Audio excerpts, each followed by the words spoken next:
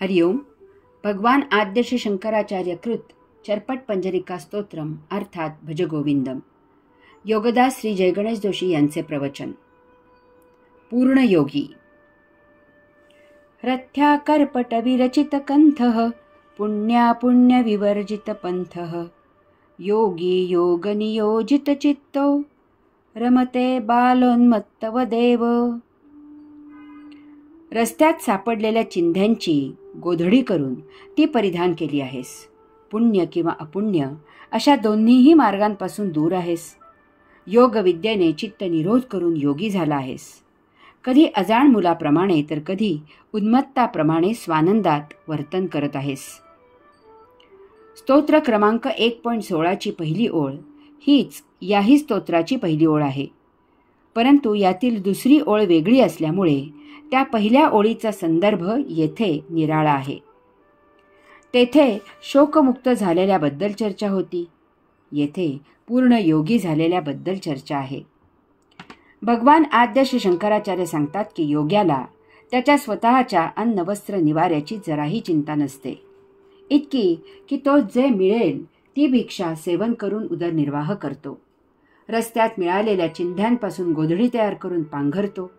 जेथे असेल तेथे निद्रावश होतो. परंतु तरीही तो विश्वाचा स्वामी असतो. यापैकी काहीही मिळाले नाही तरीही तो समाधानी असतो, कैवल्यानंदात असतो, कारण तो पूर्ण योगी असतो. सिकंदर जग जिंकायला बाहेर पडला. वाटेत त्याला योगी बायजीत भेटला. स्वतःजवळ काहीही नसलेला बायजीत उघडा बोडका त्याच्यासमोर उभा होता. सिकंदर बायजीदला म्हणाला की मी जग जिंकायला जात आहे, मला आपले आशीर्वाद हवे आहेत. बायजीदने त्याला पुढे बोलू न देता प्रश्न विचारला, समजा की तू जग जिंकलेस असे गृहीत धरूया, मग तू पुढे काय करणार? कारण हे एवढेच जग आहे. तुला जिंकायला दुसरे जग उपलब्ध नाही. तू जरी हे जग जिंकलेस तरीही तू भिकारी तो भिकारीच राहणार. तुझी तृप्ती कधीही होणार नाही. मी येथे बसून विश्वाचा स्वामी आहे, कारण मला काही मिळायचे शिल्लक नाही. मी सदा तृप्त आहे. सिकंदर जग जिंकूनही भिकारी राहिला. बायजीद पूर्ण तृप्त होता, कारण तो पूर्ण योगी होता. सिकंदर जग जिंकत जिंकत भारतापर्यंत आला आणि पुढे न जाता तो माघारी फिरला. मागे फिरताना त्याला त्याचा सरदार म्हणाला की जाताना एक भारतीय योगी बरोबर घेऊन जाऊ. भारतीय योगी महाविलक्षण असतात. सिकंदर असतो लगेच त्याने योगी शोधायला फरमान काढले. त्याला एका शिपायाने सांगितले की अमुक ठिकाणी वृक्षाखाली एक योगी बसला आहे, परंतु तो येथे यायला तयार नाही. तो म्हणतो की ज्याला गरज असेल त्याने त्याच्याकडे यावे. सिकंदर चांगलाच चमकला. पाहावा तरी हा विलक्षण योगी कोण आहे तो, असा विचार करून तो त्या वृक्षाजवळ गेला.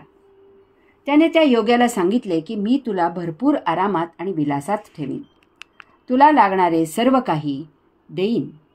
तू माझ्याबरोबर माझ्या देशात चल. त्यावर तो योगी म्हणाला की तू रे मला काय देणार? तू तर जगातील सर्वात मोठा भिकारी आहेस. त्यामुळेच तर हातात कोटेरे घेऊन जगाची भीक मागत हिंडत आहेस. तुला तुझ्या देशात राहायला जमीन नाही की खायला अन्न नाही. येथपर्यंत भीक मागत कशासाठी आला आहेस? जा आपल्या देशात आणि राहा तेथे. मी येथे पूर्ण समाधानी आहे. हा असा पूर्ण योगी असतो. सिकंदर काही दिवसातच वाटेत आजारी पडला. त्याला त्याच्या मृत्यूची चाहूल लागली. तेव्हा त्याने एक महाविलक्षण फरमान आपल्या मुख्य सरदाराला काढले की मी मेल्यावर मला स्मशानात घेऊन जाताना माझे हात न बांधता मोकळे ठेवा. जगाला समजू दे की हा जगज्जेता सिकंदर मोकळ्या हाताने या जगातून रिकामा गेला. स्वामी राम अमेरिकेत सत्य धर्माची ओळख करून द्यायला राहिले होते. सुरुवातीला त्यांना खूप त्रास झाला, परंतु नंतर ते तेथे फार प्रसिद्ध झाले. त्यांच्याकडे 2-3 छाट्या, झोळी, एखादे पांघरूण, कमंडलू, काही पुस्तके असा गडगंज खजिना होता. तरीही ते स्वतःला बादशहा असे म्हणून घेत असत. जेव्हा अमेरिकेचे अध्यक्ष त्यांना भेटायला आले तेव्हा त्यांनी स्वामीजींना विचारले की तुमच्याकडे एखाद्या भिकाऱ्यापेक्षाही कमी सामान असूनही तुम्ही स्वतःला बादशहा कसे काय म्हणता? त्यावर स्वामी राम म्हणाले की बादशहाला कोणाकडे जावे लागत नाही. मीही कोणाकडे जात नाही. सर्वजण मला भेटायला येतात. बादशहाला जे पाहिजे ते सर्व मिळते.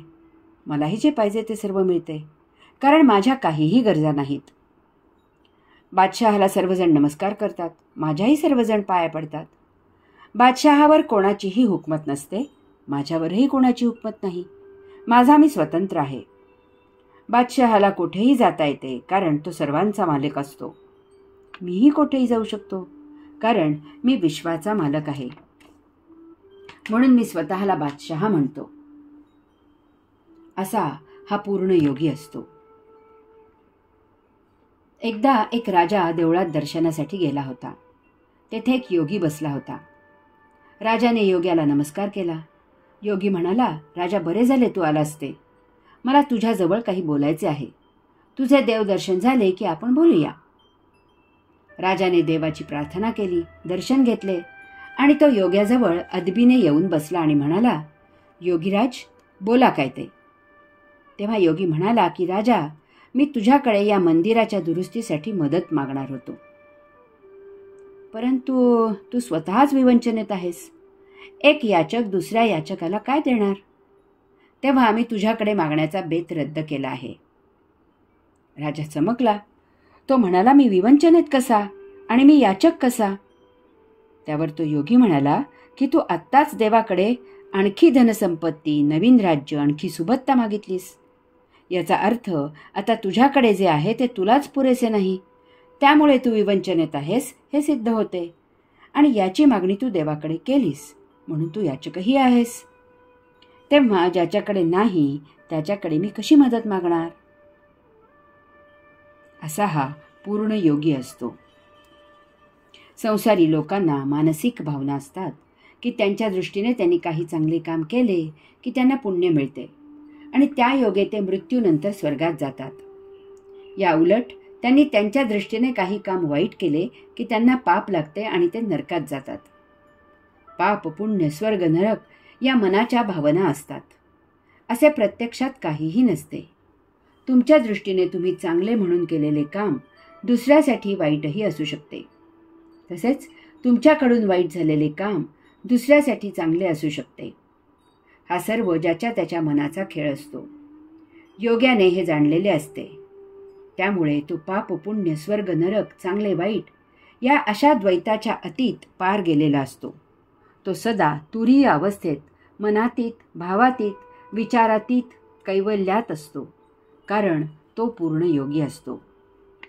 पूर्ण योग्याने आपल्या चित्ताचा योगविद्येने निरोध केलेला असतो. त्यामुळे तो सुख, दुःख इत्यादी भावनांच्या पलीकडे गेलेला असतो. तो सदा कैवल्यात असतो. त्याचे मन त्याच्या अंतःकरणात विरघळून गेलेले असते. त्या योगे तो सदा भावातीत अवस्थेत ध्यान समाधीत असतो. तो सदा आत्मरत असतो. याचा परिणाम काय होतो तो भगवान आद्य शंकराचार्य पुढे सांगतात की असा पूर्ण योगी कधी अजाण मुलाप्रमाणे तर कधी उन्मत्ताप्रमाणे स्वानंदात वर्तन करत असतो. ही पूर्ण योग्याची एक महाविलक्षण आणि अति गोड, मधुर अशी अत्युच्च अवस्था असते. कारण त्याच्या जीवनात आता फक्त बोध राहिलेला असतो. तो केवळ बोधस्वरूप झालेला असतो. त्याने पाप, पुण्य, स्वर्ग, नरक अशी दोन्हीही विषय मागे टाकलेली असतात. तो मुक्त झालेला असतो. तो तर आता अमृतात न्हात असतो. अमृतमय झालेला असतो. आता तो कधी अजाण, अश्राप, निरागस बालकाप्रमाणे वर्तन करताना आढळतो, तर कधी तो सर्वस्वाच्या अतीत उन्मनी अवस्थेत उन्मत्त झालेला आढळतो. उन्मत्त याचा सध्या प्रचलित जो अर्थ आहे तो येथे नाही. उन्मत्त म्हणजे गर्विष्ठ, माजलेला, घमेंडखोर, हेकेखोर किंवा असा काही अर्थ नाही, तर पूर्ण योगी आपल्याच योगावस्थेच्या मस्तीत असतो. तो आत्मावस्थेत रत असतो. त्याला भावसमाधी लागलेली असते. त्याला जगताचे जराही भान नसते. त्यामुळे त्याचे कोणाकडे कोठेही लक्ष नसते. हवेत वादळ होते, सर्वत्र धूळ उडते, पाण्यावर लाटा उसळतात. काही वेळाने हवा शांत होते, सारे काही जाग्यावर येते. पूर्ण योगी वादळापूर्वी जसा प्रशांत होता तसाच वादळ सुरू असतानाही प्रशांत असतो आणि वादळानंतरही तो तसाच प्रशांतच असतो. असा हा त्याचा उन्मेष आपल्याला जाणवतो. असा तो उन्मत्त असल्यासारखा आपल्याला जाणवतो. प्रत्यक्षात त्याला याचा पत्ताही नसतो. तो जसा असतो तसाच सदा प्रशांत असतो. अश्राप असलेला बालक आणि पूर्णयोगी यात मूलभूत फरक असतो. अश्राप बालकाला या विश्वाची जराही माहिती नसते. तो अजाण असतो. तो या विश्वाच्या अलीकडे असतो. त्याने या विश्वात अद्याप पदार्पण केलेले नसते. त्यामुळे अश्राप बालक या विश्वापासून दूर असते. परंतु पूर्णयोगी पूर्ण ज्ञानी असतो. त्याला या विश्वाची परिपूर्ण माहिती असते. तो सुजाण असतो. त्याने या विश्वामधून पाय काढून घेतलेला असतो. तो या विश्वाच्या पलीकडे गेलेला असतो. तो या विश्वाच्या अतीत झालेला असतो. तो या विश्वापासून दूर असतो. अशा प्रकारे बालक न जाणता आणि पूर्णयोगी जाणून बुजून असे दोघेही या विश्वात नसतात. ते दोघेही विश्वापासून दूर अतीत असतात. पूर्णयोगी ज्ञान अज्ञान अजाण सुजाण अशा सर्व द्वंद्वांपासून मुक्त झालेला असतो. त्यामुळे त्याच्यात आणि बालकात एक विलक्षण साम्य आढळते. ते म्हणजे निर्लेप निर्दोष निरागस या अवस्था. यामुळे कधीकधी पूर्णयोगी बालकाप्रमाणे वर्तन करत आहे असा आपल्याला आभास होतो. घटकेत रुसलेला तर घटकेत हसत असलेला, घटकेत दंगा करत असलेला तर घटकेत गाढ निद्राधीन झालेला. त्यामुळे तो विक्षिप्त वाटतो. कोणत्या क्षणी तो काय आणि कसा वर्तन करील याचा काही भरोसा नसतो. कारण तो भगवंत श्रींच्या इच्छेने वर्तन करत असतो. ते त्याच्या हातात नसते. त्याला त्यातून जशी प्रेरणा मिळते तसा तो वर्तन करतो. याचा त्याच्यासह कोणालाही अंदाज येऊ शकत नाही. त्यालाच येथे उन्मत्त असे म्हटले आहे. वास्तवात ती त्याची उन्मनी तुरीय अवस्था असते. जीवनात आता आणखी काय मिळवायचे राहिले? ओम तत्सत त्वम असि.